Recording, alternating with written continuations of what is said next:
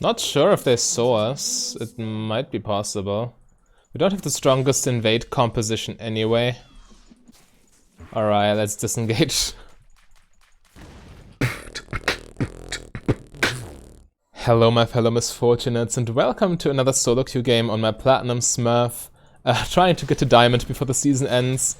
But today I think it's very easy to win this game because we're playing the best build for patch 10.20, which is still the Sanguine Blade build, obviously. I mean, it hasn't been changed. It's super strong. You should definitely play it if you want to, a good chance of winning. So, the build is essentially a split pushing AD carry build. If that sounds weird, then yeah, you're correct, it is weird. But you just push waves so fast with it, and you take towers even faster because of how lethality interacts with towers. And it's just a lot of fun to play as well. Nice. Okay, one melee minion auto attack is enough to last at those. Perfect. We are down in CS because we needed to leash and they didn't. But now we can start laning regularly. Maokai support is quite scary actually, we need to be wary. It's an off-meta pick, but I really like it. Maybe I should pick it up myself. It really feels strong, controlling bushes with your saplings and having your ult for engage in the mid to late game. Certainly a viable pick if you ask me. Wow, the slow from the sapling denied the cannon minion. Oh my god. I tunnel visioned on the minion so much that I didn't see the sapling coming at me. Yeah, I need to farm better. We have the late game though. Janna should outscale attack support easily.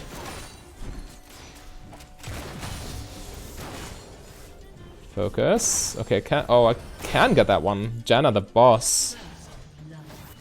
Bait this. Okay, maybe not.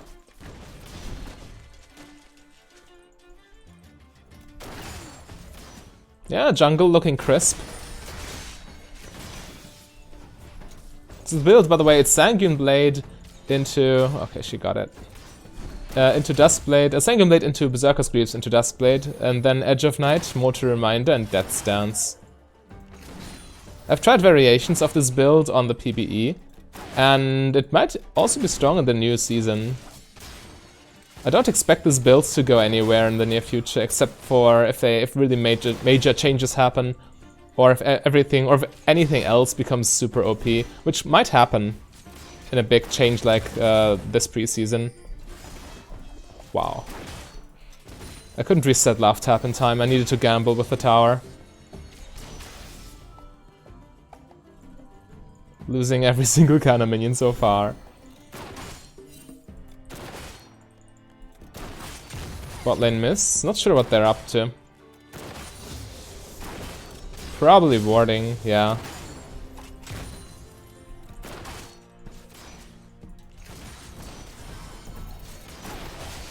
Oh god, she got it. Nice Maokai flash. I tried to heal there before he can ignite me. He didn't end up igniting after all, but still. It's an important thing to do. Whenever you get all in, you need to heal before they ignite. For obvious reasons. Maokai is running as well.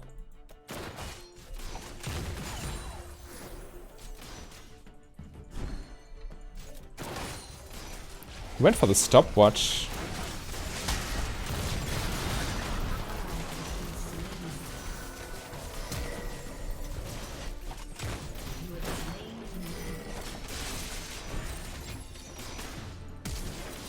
Right, Caitlyn flash. One auto wasn't enough to kill her, so I just tried to run because one auto was enough to kill me. Sloppy fight, for sure. We'll go for the lethality, for the lifestealer component first, so we can deal with Caitlyn's poke, because Caitlyn warps any lane into a poke lane, really.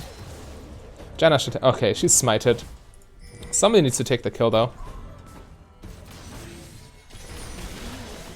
Alright. Yeah, good play. She took tower aggro, so Janna gets the kill, because else I would have gotten it. That's actually very smart of her. You put 3 points in Q for the lane phase, and then you start maxing W, by the way. For better split push. Wave clear. Tower pushing potential. Also, because you have overheal, which is amazing with W. Let's get that under tower, and now we go towards the boys.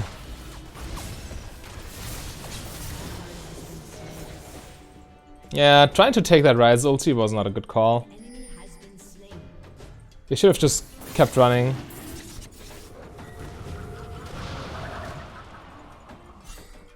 Yeah, we can't do anything. The Drake is gone.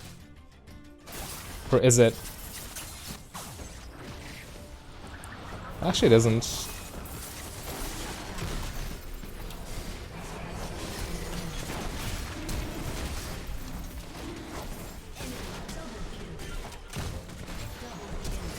I'm getting mauled by Drake.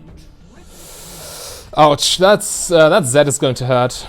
I didn't have the attack speed to auto him after killing Maokai, and he ran away very smartly and engaged when he had the opening. Well, it was still fine. We have decent golds. They shouldn't get Drake here, should they? It reset, didn't it? Oh no, it didn't. That was so sloppy. Okay, but we are quite strong. Serrated Dirk in the early game is pretty much or almost as good as a BF sword in terms of dueling. At least for Miss Fortune, because of her incredible AD and attack. Well, not quite. I mean, when you have crit, the extra AD comes in handy. Let's just assume it's almost as good as BF sword. I still think BF sword is a little bit stronger. Alright, let's push this in. We have our ulti.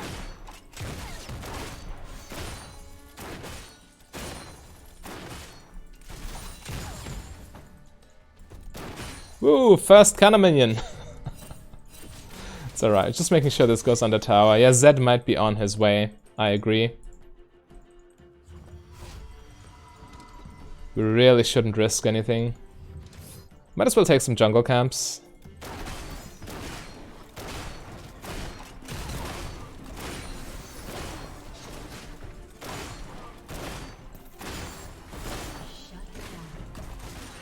Just to use the downtime. Right now the wave's pushing, I need to catch it.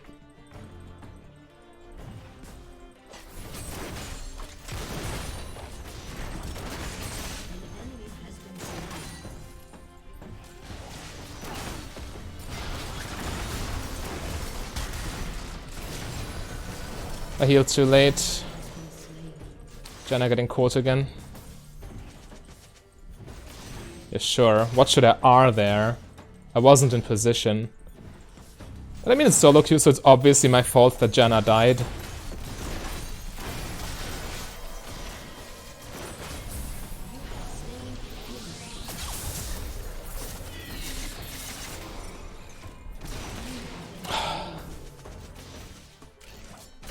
This is getting annoying. So we just mute pings, alright. When enemies are both behind you and in front of you, you can't ult anyway. Also, when you are low health and have lifesteal, you also can't ult because then you immediately just die. Because your ult does not apply lifesteal. Oh well. It's alright, now this Janna is full muted. She can't communicate anymore. Which is a good thing in this player's case. Now we got our big Sanguine Blade power spike and we can start to carry.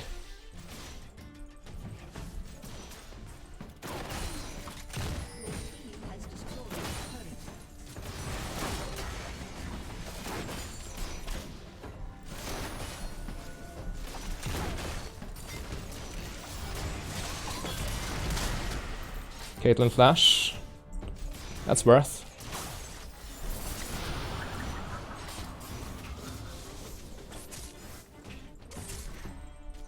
Need to be careful.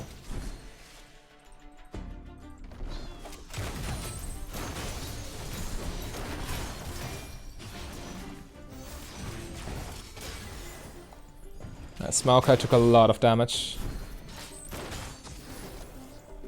That ward is not doing anything against Eve, by the way. It's quite pointless.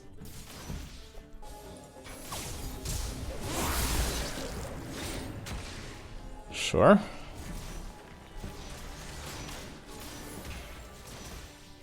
Just need to sit on the tower so I can apply lifesteal. Caitlyn's pushing.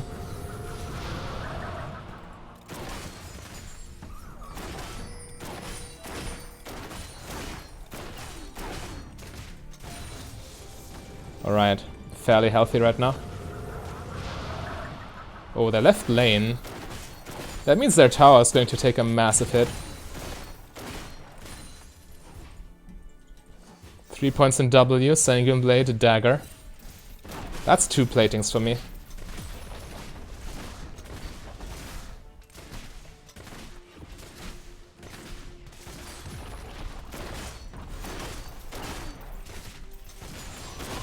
Let's take out this wave.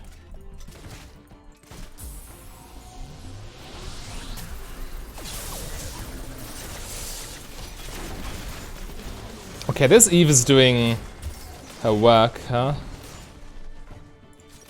You need to be careful. You need to play according to the circumstances, and Eve is permanently bot, so we can't really overextend anymore. We need to bait her into coming bot, and then we need to waste her time. That's how you beat camping.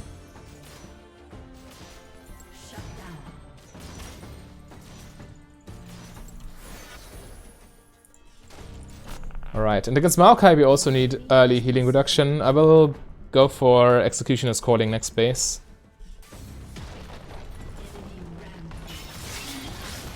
It's a wild game. I like it though. Speaking of likes, press like on that video.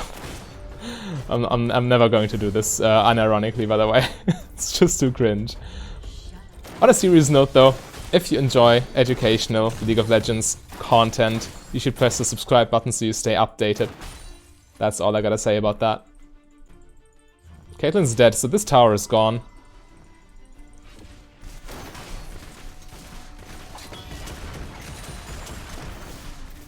Especially without platings.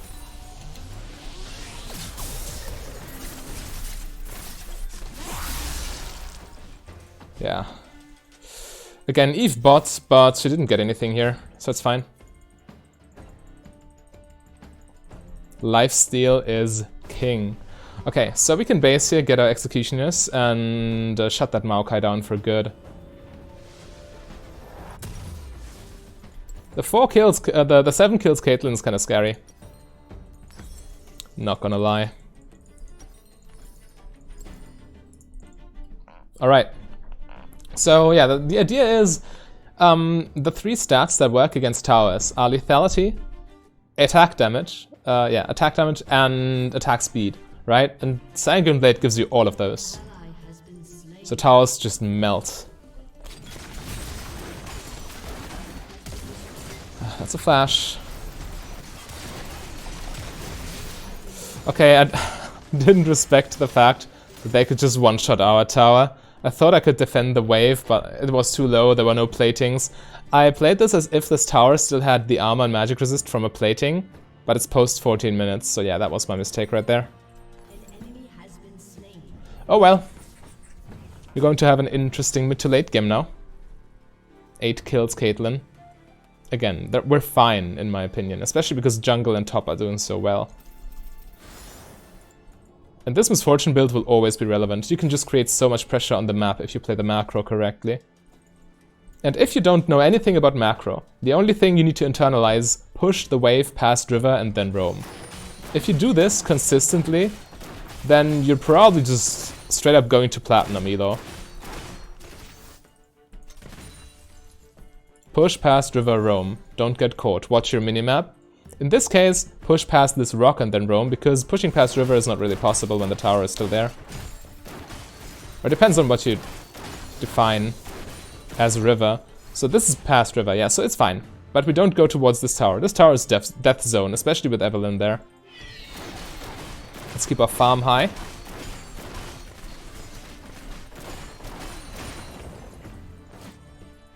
The team needs me. There's a fight coming. I can smell it. It smells like Evelyn. Where'd she go?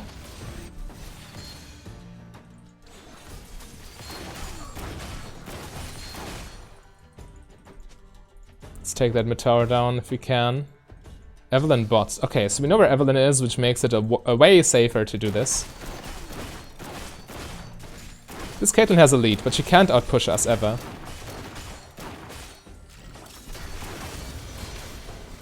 We just keep holding lane priority. Okay, Evelyn's starting to push, so I roam bot lane and catch the wave. And then push past river and then roam again. It's exactly what I did mid lane too. Push past river, roam. I'm going to walk the long way though, because I don't know where Evelyn is hiding. I don't want to get assassinated just yet.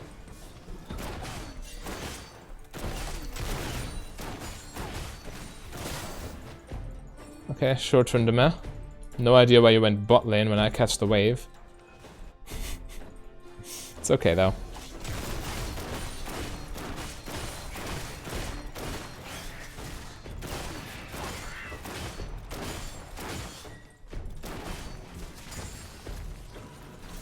We don't know where Evelyn is again, so we need to hug tower. Nice, Trundam, I got it.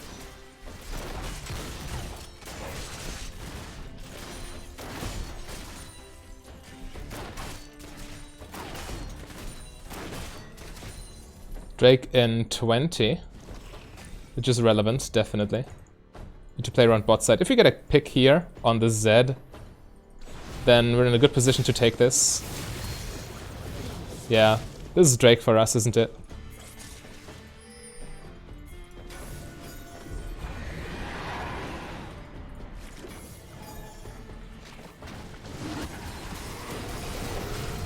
Control ward to ensure they don't have vision of the Drake's health bar, and therefore can't steal it. This Maokai sapling could have gotten it, because, well, I last hit the dragon, which means our jungler did not smite properly.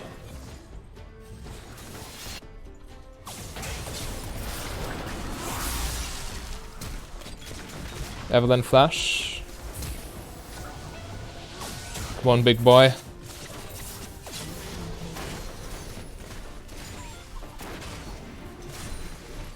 Nice. This is definitely mid-tower for us. No questions asked.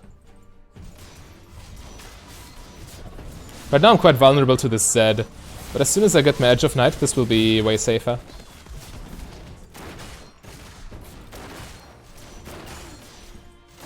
Evelyn spawning in 10. Zed topside. Nice, good job. I even got an assist for some reason.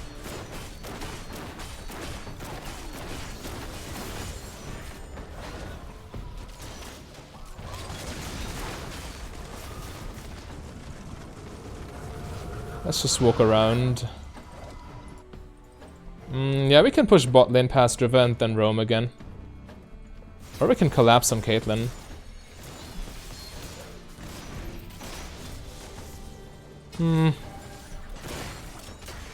Okay, I thought Ryze was hard engaging there. Not the case. So I go bot lane now, you see the waves pushing towards us, but I can just push it past river and then roam, creating so much pressure, and I do it so quickly because of W. And all my attack speed. Evelyn might be nearby. But I still want to delete this wave. If Evelyn comes, I might be able to 1v1 her, so it's alright, I suppose. Okay, she's mid lane. Yeah, Evelyn's 1 in 5. If she was super fed, I would need to be... or I would be more careful.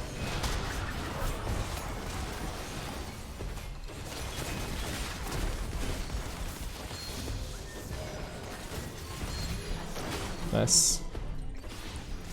Now we can take mid tower.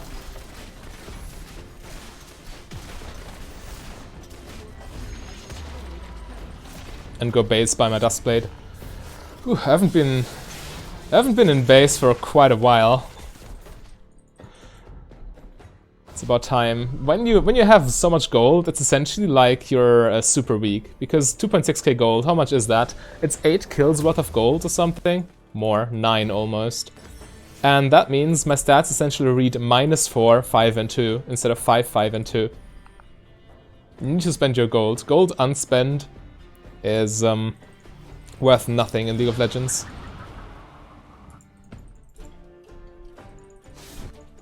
Okay, this Zed is pushing, but I think I can still snag these wolves in the meantime.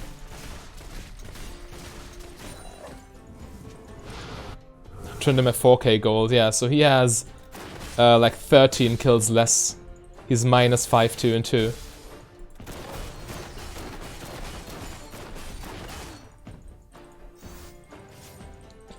This is obviously not true completely because you still gain experience and stuff, but it's still a concept to keep in mind to assess how strong you actually are.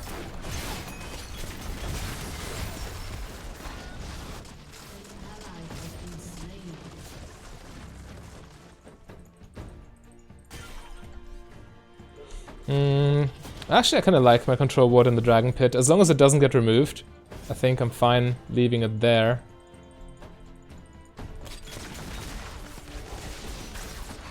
Okay, she actually got me. I tried to dodge it. Didn't work though. Oh, Evelyn, how much fun. Yeah, I was playing with fire. It's my bad, obviously.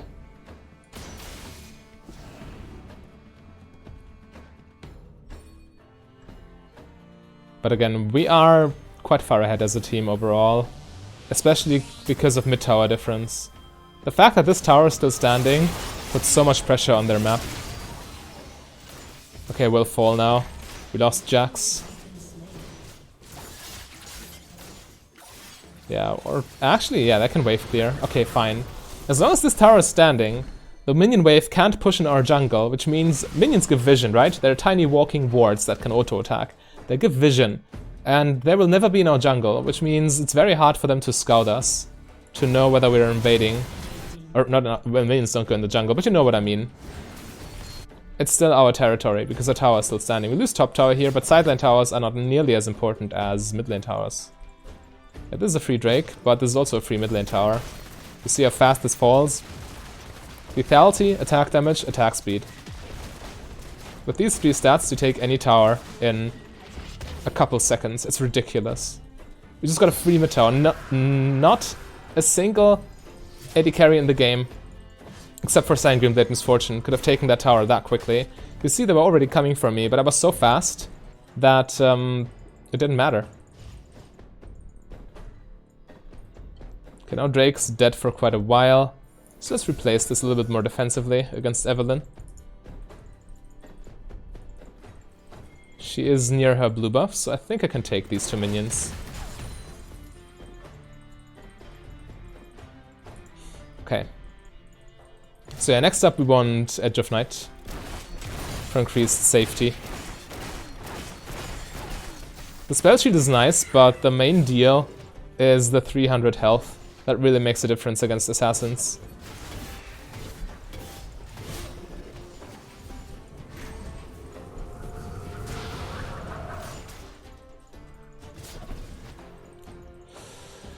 We should push top or bot lane, by the way, because we can still take 2 towers plus 1 inhibitor there, whereas in mid lane we can only take 1 tower.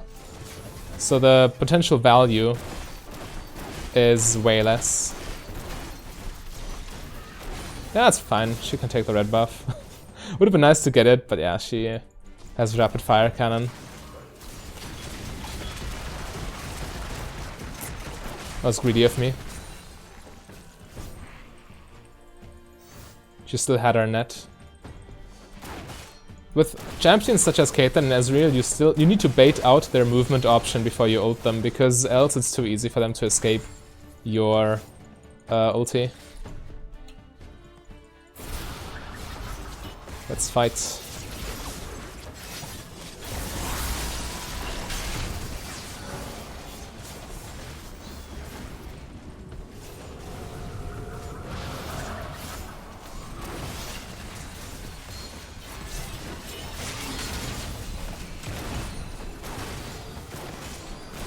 Lifesteal back to full. Nice, they got him. Yeah, top lane difference is so huge that we essentially cannot lose this game. It's impossible.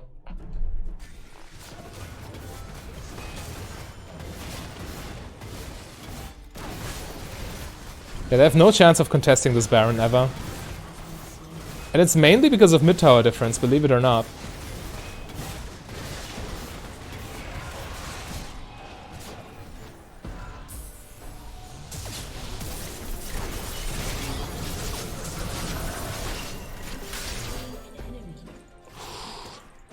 Close. Evelyn failed her charm. Not sure that's possible, but it's what ended up costing her this skirmish right there. That's the back to full. And potentially join the team. I think it's a bad call. We should just reset. I found the jungle, then I can buy my Edge of Night.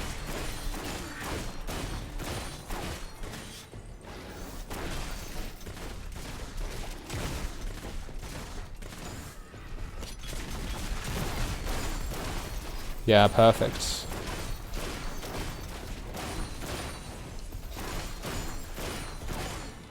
Nice, got my item.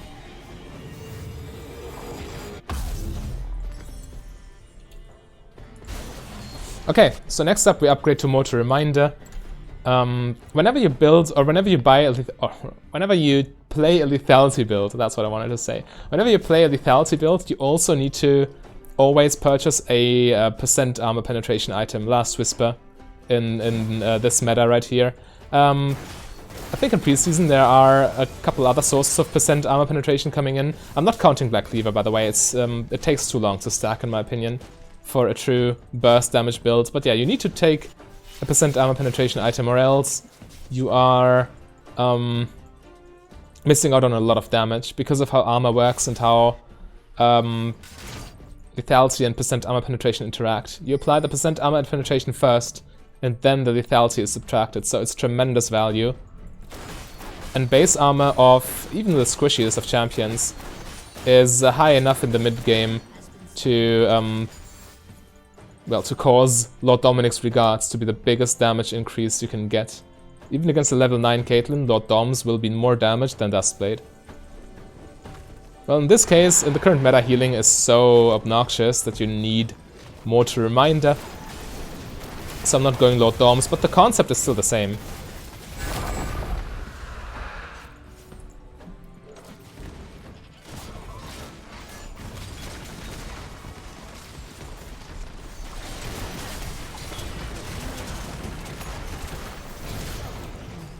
Nice, clean.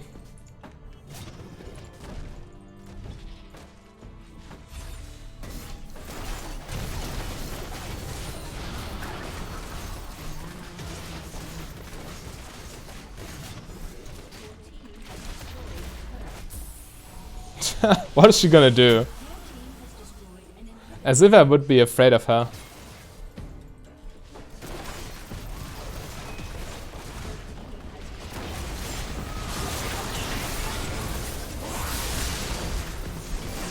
Alright. This should still be the game. I can't defend this. Obviously I made a few too many mistakes, but I still think I could showcase the build well and what it does. It's super strong, it puts so much pressure on the map, it's incredible. If you want to see more of this Misfortune build, click the link on your screen right there. A big thank you to all my Patreons and channel members. If you want to become a Patreon yourself, just go to patreon.com/mfdb. But if you rather save your money, you can support me for free by clicking the like and the subscribe button.